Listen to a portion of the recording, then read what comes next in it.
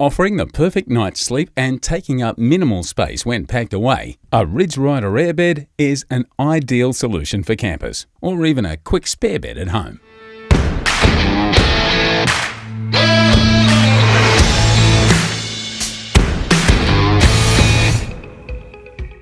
Ryder airbeds are available in 3 different sizes: single, queen, and deluxe queen.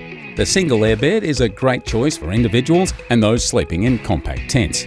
This airbed measures 185 centimetres long, 76 centimetres wide, and sits 22 centimetres above the cold, hard ground. Being the smallest of the 3, this airbed is super quick to inflate. For 2 occupants or particularly tall persons, it's worth a step up to the Ryder Queen airbed. Just like the single model, this airbed sits 22 centimetres off the ground when inflated, but is longer at 203 centimetres and twice as wide at 152 centimetres. If you want nothing but the best airbed experience, the Ryder Deluxe Queen airbed is the one for you.